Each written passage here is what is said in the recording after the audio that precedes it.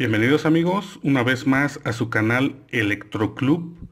En esta ocasión voy a contestar la pregunta de Jesús Anthony. Es un seguidor de la página de Facebook y él me hace la siguiente pregunta.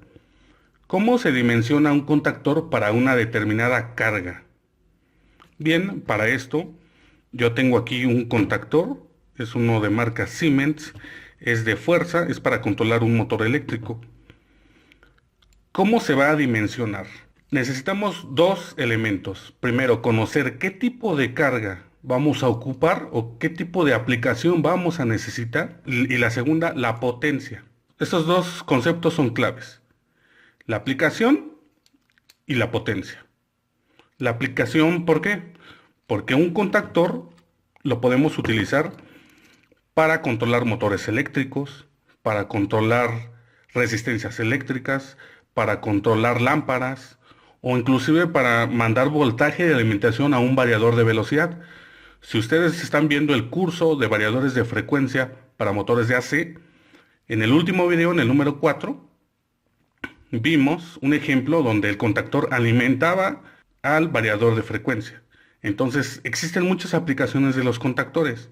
Por eso necesitamos saber qué es lo que va a controlar el contactor. Bueno, entonces vamos a hablar primero sobre la clasificación de contactores. Si volteamos este contactor, nos vamos a dar cuenta que tiene algunos elementos. Hay una norma internacional, que es la norma IEC, la que regula la clasificación de contactores.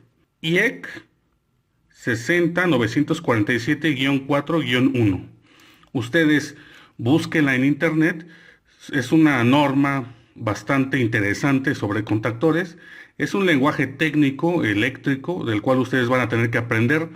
Yo voy a tratar de resumir lo más importante. La normatividad es bastante compleja, como les menciono, inclusive algunas palabras no las van a entender muy bien, porque es lenguaje técnico. Pero yo les voy a dar un resumen muy completo.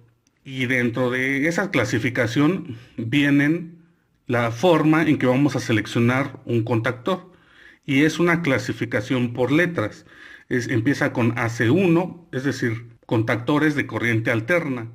También existen contactores para corriente directa, del cual ahorita no vamos a mencionar, solamente vamos a hablar de contactores de corriente alterna. Entonces la clasificación empieza por AC1, AC2, AC3, me parece que termina hasta la AC15. La AC1 es una clasificación para cargas no inductivas o ligeramente inductivas. Por ejemplo, podríamos utilizar un contactor AC1 para conectar una resistencia eléctrica. Por ejemplo, la clasificación AC2 incluye el control de motores de anillos, de arranque o de frenado a contracorriente, o también llamado el funcionamiento por sacudidas. La clasificación 3, que es la más común, que es para los motores de jaula de ardilla, de arranque, de corte, de motor a velocidad. La AC4 también es motores de jaula de ardilla, pero los arranques ya no son continuos, son frenados. La A5 es para controlar lámparas. La A5B, perdón, para lámparas incandescentes. La A6 es para mando a transformadores, etcétera, etcétera, etcétera.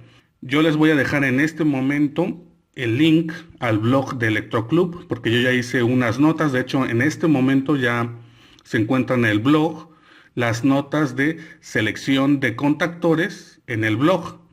Ahí les dejo las tablas o la clasificación completa para que lo puedan leer y ustedes se guíen de esas tablas para seleccionar su aplicación.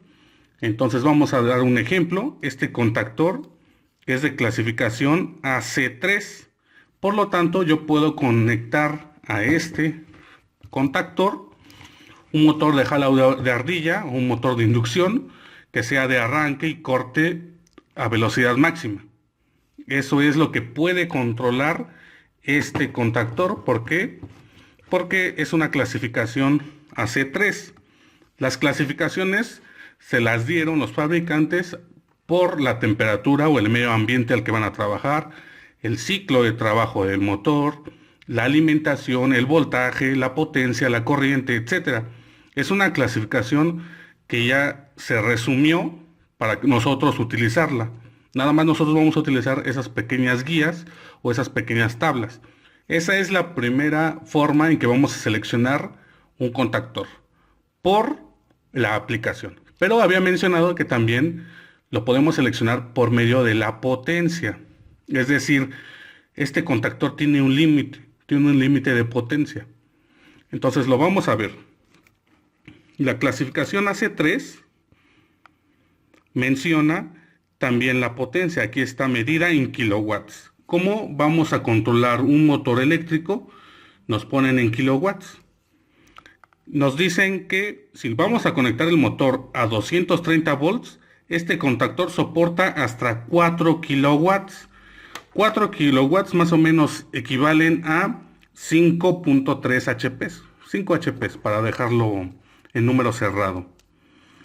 Pero si el contactor lo vamos a alimentar entre 300 y 400 volts, es decir, un voltaje muy común sería 380 volts, un voltaje europeo de norma IEC, pues soporta hasta 7.5 kilowatts. 7.5 kilowatts más o menos son 10 HPs. Y aún van más allá. Si ustedes conectaran este contactor a 690 volts, soportaría 11 kilowatts. Entonces, en México no utilizamos estos niveles de voltaje, lo vamos a dejar fuera. Nosotros utilizamos 440 volts. Y ustedes se van a preguntar, ¿y dónde está la clasificación de 440 volts? Pues no se encuentra, aquí no está. Debería de estar por aquí. Pues resulta que esta clasificación o esta norma IEC 60947-4-1 solo es la clasificación para esos niveles de voltaje. Nosotros, o en mi caso, como estoy en México y utilizaría un voltaje de 440 volts, simplemente buscaría en las normas IEC la clasificación o la norma adecuada que incluya el voltaje de 440 volts. Pero en mi experiencia no va a ir más allá también de 10 HPs. Va a estar más o menos por aquí.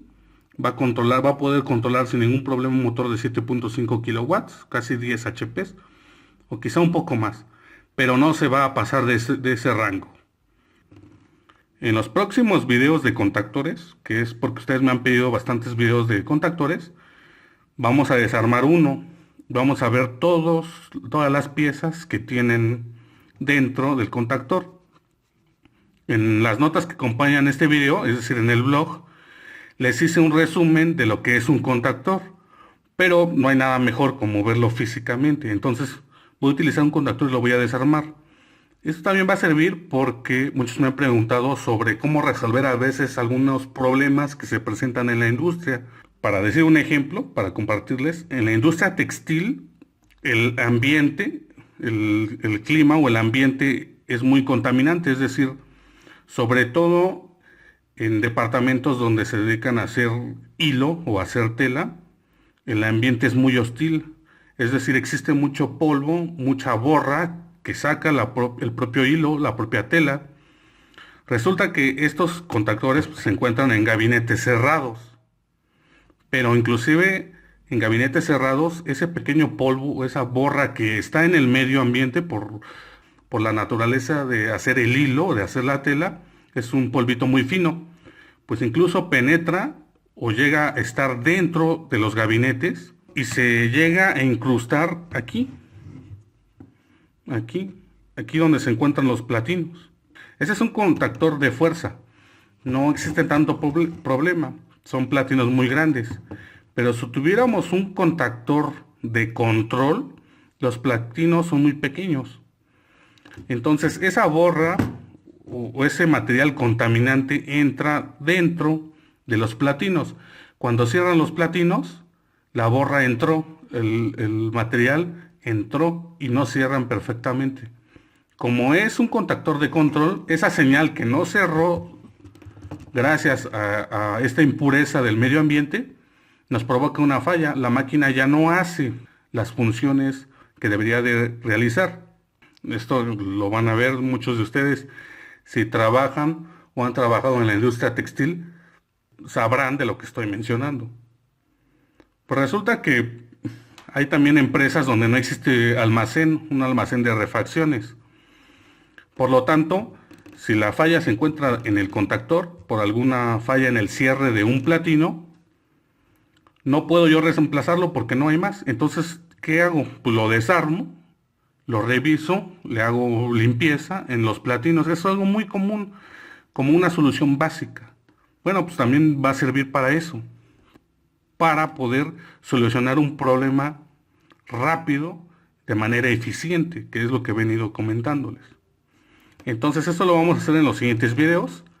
Este video era en respuesta de Jesús Anthony, un usuario de Facebook, donde me preguntó este y otros temas, que también les voy a dar solución en los próximos videos. Cómo se dimensiona un contactor para una determinada carga, pues ya lo vimos, por la aplicación o la carga. Para eso nos vamos a ir a unas tablas que les voy a dejar en el blog. Les dejé la clasificación hasta la AC4, que es la más común, pero si ustedes van a controlar lámparas, etcétera, bueno, ya la clasificación crece. Entonces busquen la norma IEC, que es la 60947-4-1, para que busquen, o también busquen fabricantes de contactores, y ellos les dan notas de aplicación donde les dan esta clasificación de contactores. Bueno, esa es la parte de la aplicación, y la parte de la potencia es muy importante. Vean ya cuando tengan su contactor, que en este caso que es un contactor para un motor, qué potencia puede soportar. Vean que podemos conectar en este contactor desde un motor de 4 kilowatts, es decir, 5 caballos, hasta uno de 7.5 kilowatts, es decir, de 10 caballos. Y esas son las dos formas de dimensionar un contactor en su etapa de potencia. También van a necesitar conocer el voltaje de control de la bobina. Aquí está la bobina. En este caso es de 230 volts. Esta es la bobina y tiene unos contactos auxiliares. Unos contactos auxiliares para poder conectar una lámpara, quizá una luz piloto, cuando este contactor arranque. Estos platinos se abren o se cierran, este es abierto, este es cerrado. Puedo conectar una lámpara, es decir, indicar que el contactor ya arrancó, etcétera. Bien, hasta aquí voy a dejar el video. Recuerden visitar el blog para que vean las notas que hice para ustedes. Las notas ya las puse en el blog, ya están en línea. Si tienen una pregunta, duda, consulta, sugerencia, háganmela saber. Con todo gusto lo puedo contestar. Síganme en nuestras redes sociales, síganme en Facebook, en Twitter, en Instagram, en Google+, manden un correo electrónico. Estamos en todas las redes sociales. Bien, por el momento es todo, me despido y nos vemos hasta la próxima.